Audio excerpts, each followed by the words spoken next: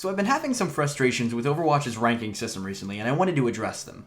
So keep in mind, this problem does not only appear in Overwatch, it's an issue with most modern competitive games, but we're going to use Overwatch as an example, especially because they listen to their community significantly more than any other game I can think of, which I talked about just a couple days ago. When it comes to Overwatch, your rank is determined by a popular system which gives you elo depending on whether you win or lose, and places you against people of a similar elo. So when you win a match, you gain elo and your rank goes up, and when you lose one, your elo drops and your rank goes down. It's simple, right? Well, most competitive games use this system nowadays, even though it's wickedly flawed. So before I get into its caveats, I want to give you my favorite quote on this topic coming from Blame the Controller, and it reads, "I've always said that any team game with a ladder system that uses wins and losses as the determining factor for whether you gain or lose points is terribly flawed." This will be my main point for today.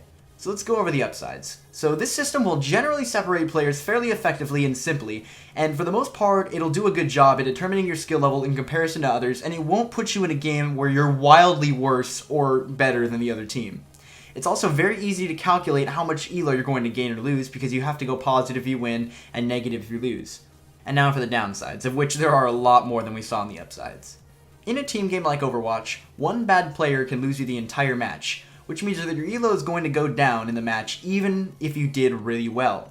That's another thing. If you're doing better than everyone else in your rank, it doesn't matter because you have to get your team to do well just to rank up, so solo queuing is effectively impossible. Communication is key in having a successful team, and not forcing team chat as opposed to party chat makes it nearly impossible to succeed when you have someone who doesn't know the meta because you can't explain things to them. This system leaves a pit of quicksand in the bottom ranks, often called elo hell, which completely does exist. And if you don't know what it is, I think Frito from Your Overwatch explains it best. I said I was going to define elo hell. Let me do that right now. Because everyone plays in that selfish way, without understanding team dynamics or not even caring about them, or even worse, purposefully being uncooperative in a game that's all about cooperation, that is the hell.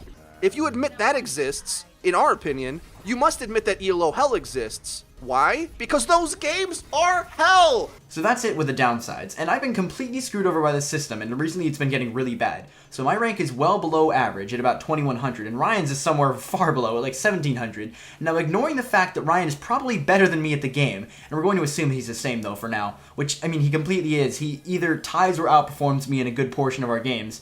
We both know the meta, and we both watch videos and read posts about the game, and we have a very good understanding of the game and how it's meant to be played.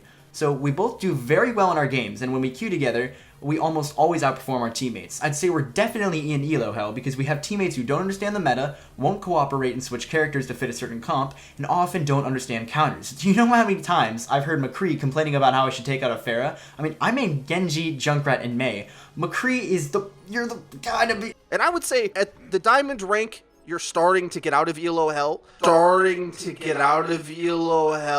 Anyways, I have multiple golds every game. I solo hold the point sometimes for minutes at a time. It's ridiculous. And sometimes I even get game-saving ults that give us the chance to come back.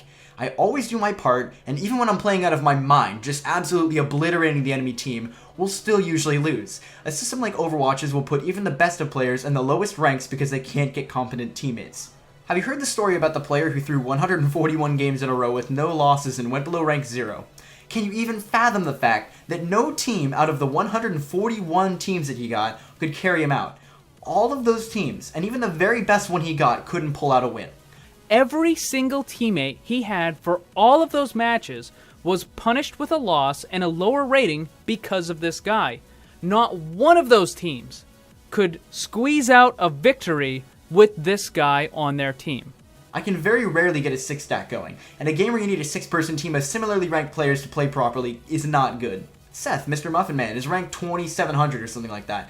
In his games, he always wins because his mid-platinum teammates know how to play, and when we queue, we get around rank 2300 average, and we still can't win. That's someone who is 8 ranks above our game in the old system. That's absurd.